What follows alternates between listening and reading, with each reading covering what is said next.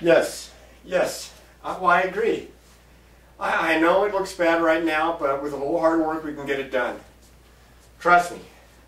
Listen, I've got stuff I have to do too. Every time something comes up, Mr. President, you can't be calling me for me to do all the work for you. You've got to figure these problems out yourself. I mean, I've got things I've got to do. I got to go right now. I'm teaching a lesson. I got to go. Mr. President, I'll talk to you later. Yeah, don't call me. No, don't call me. I'll call you. All right. Thank you. I'm very sorry.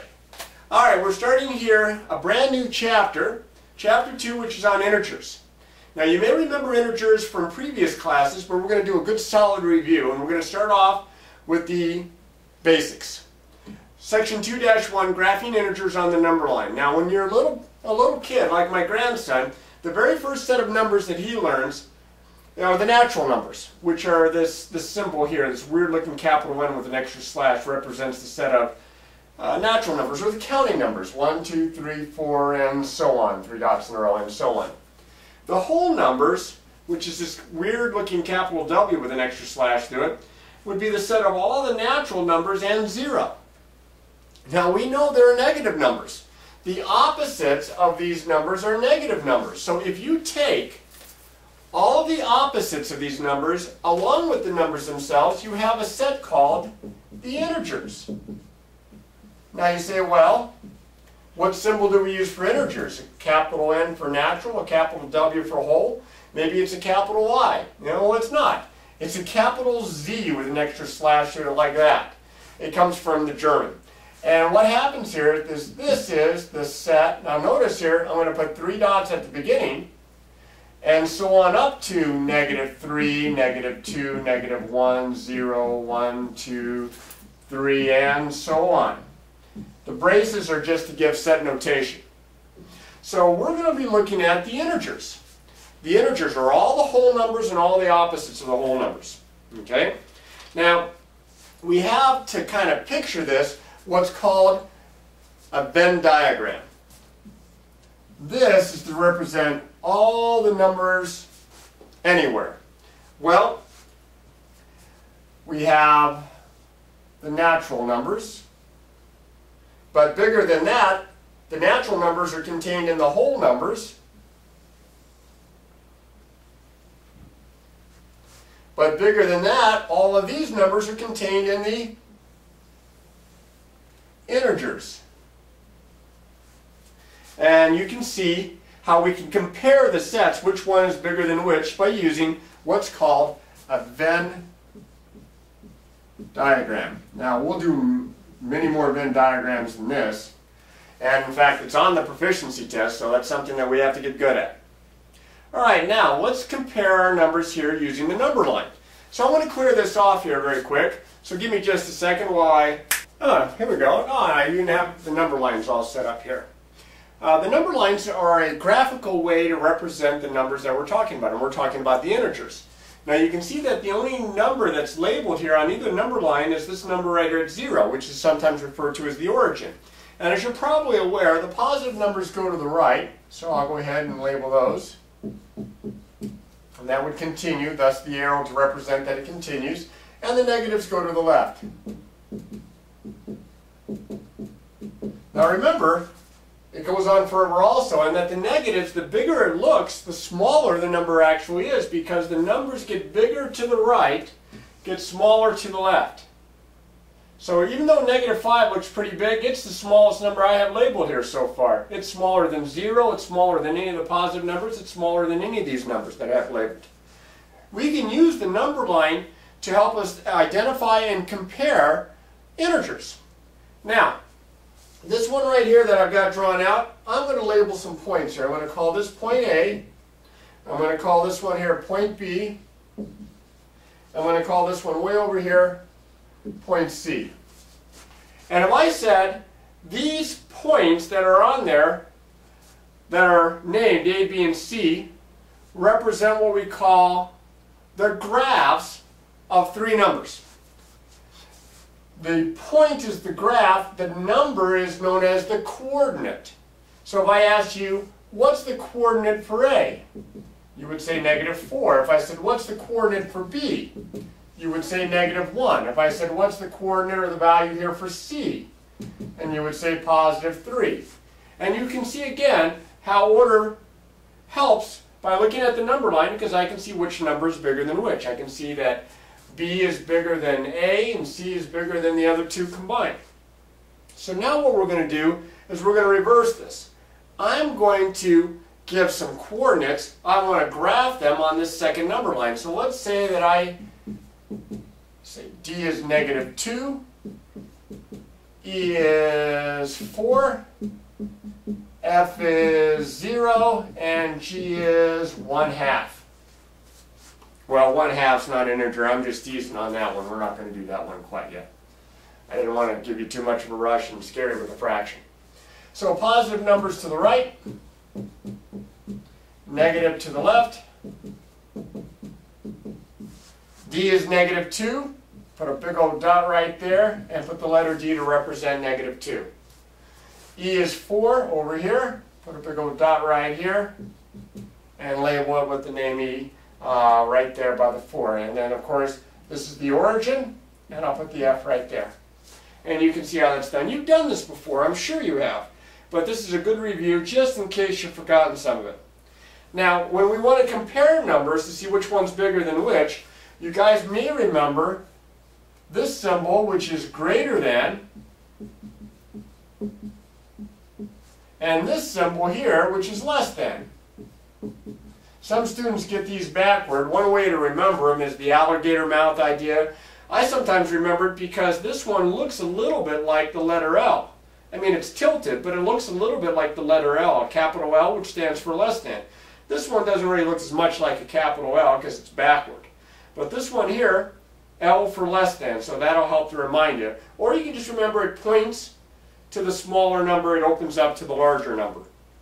Now we can use the number line to help us to compare numbers. For example, if I said insert a greater than or a less than symbol inside the circle to make this true. Here's the circle. Is 3 greater than -4? Is 3 less than -4? Well, if you needed the number line, here's 3 and here's -4. 3 is to the right of -4. The further you go to the right, the bigger the number gets, so this is going to be a greater than. And you probably already know that every positive number is greater than a negative number anyway. If I have, let's say, for example, -1, put a big old circle there, and a -3, and I said, okay, now, looking at those two numbers, which one appears to be the greater number here? Is it a greater than? Is it a less than? Well, here's -1, and here's -3. Do you see how -1 is to the right of -3? -1 is bigger. -1 is greater than -3. All right, we'll try one more. How about -9? Put a big old circle, and -3. Now, I am not going to make my number line big enough to include -9. I could, but what I'm going to do here is use a little common sense. I know that -3 on my number line is right there, and I know that -9 is going to go way out here somewhere. I can see which number is bigger. Remember, negatives are kind of the opposite of your positives in that the bigger it looks, the smaller the actual value. So -9, even though 9 is bigger than 3, -9 is smaller, is less than -3. And that's how I would fill in the circle to make that true. All right? Now I've got a couple more types of problems that I want to show you that has to do with this idea. And then I want to talk for just a minute or two on absolute value. So I got to clear this off here first, so just one second. Oh, there we go. Now, what I'm going to do here on the very first set of numbers here, before I get to this example, more of an application, is I just want to talk a little bit about order. Now, we compare two numbers, but if we have a set of numbers, we may want to compare them to one another and put them in order, either least to greatest or greatest to least. Okay? Now this one here, I'm going to put in order from least to greatest because it kind of matches up with the second example. So I want to find the smallest number and work my way to the largest. Now the number line could come in handy here. Remember, our number line is used for comparing. I'm going to look at these. I know that negatives are smaller than positives, so I have this negative here, I have this negative here, I have this negative here. Again, remember, the bigger it looks, when it's a negative, the smaller the value. negative 3 would go first. Then I'm going to cross it out. Then negative 2. Then I'm going to cross it out. And then negative 1. Those are all my negative values. I have left 0 and 2 positives. Well, 0 would come next because we know 0 is not bigger than a positive number. So 0 here. And then it's much easier to compare 4 than 5. We're used to positive numbers. Now let's look down here. Very similar problem. Put the following temperatures in degrees Celsius here in order from least to greatest. So again, I'll start with my negatives. I see a negative here, I see a negative here, I see a negative here. Negative 3 degrees Celsius goes first. We'll cross that out. Negative 2 degrees Celsius comes next. And negative 1 degrees Celsius. After that, I looked and I see I have positives. They're much easier. I don't have a 0, I have positives. So then 2 degrees Celsius, 3 degrees Celsius, and 4 degrees Celsius. And that knocks those guys out. And I have them in order. If I give you a series of numbers, positives and negatives, you should be able to put them in order, either from least to greatest, which is done most of the time, or from greatest to least. All right, one more thing to talk to you about, and then we'll have this section all wrapped up. So let me go ahead and clear this off. Okay, here we go. That's better. Now, I want to consider the following two numbers of 4 and negative 4. I draw down a number line here. I have 4 and negative 4 that I'm going to put and graph right on my number line. So here's 4 over here. Put a big old dot, and here's negative 4. I'll put a big old dot here. Now, these two numbers are opposites of one another. You can see the signs are different. One's positive, one's negative. And they have something else going for them. They are the same exact distance from 0 on the number line. They are 4 units apart. Well, that distance that a number is from 0 on the number line has a special name. And you guessed it. It is the absolute value of a number. Absolute value. It's the distance that the number is from 0 on a number line. The absolute value of these two would be the same because they're the same distance from 0 on the number line. So absolute value, remember distance is typically positive. I mean, you can have directed distance in science classes and physics and such, but we're going to think of it as a positive notion. So this distance here from the left is the same as this distance here from the right. So the absolute value is going to be positive. The absolute value of negative 3 is how far negative 3 is from 0 on the number line. It's 3. The absolute value of positive 3 is also 3. So the absolute value of a negative is a positive, it's opposite, and the absolute value of a positive is the number itself. And of course, the absolute value of 0, since 0 is 0 units from itself on the number line, is 0. Now I can use that to work a variety of arithmetic problems. So go ahead and write down this definition. You may have to pause right now because I'm going to clear this off. And I'm going to work some examples of arithmetic problems that involve absolute value. Example.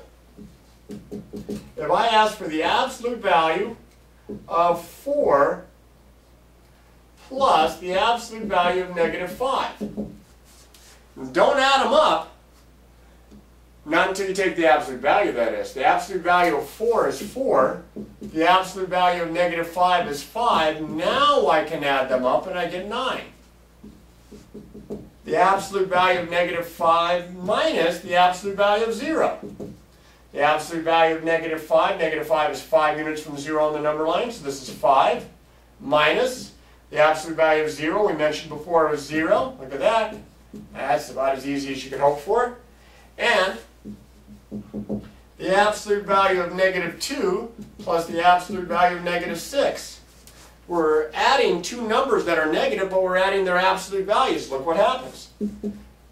The absolute value of negative 2 is 2. The absolute value of negative 6 is 6. It becomes a much easier problem when we take the absolute value, and we get the answer is 8. All right, now this is going to take a little bit to kind of refresh your memory, so you're going to have to get into those problems, and you're going to have to practice, practice, practice.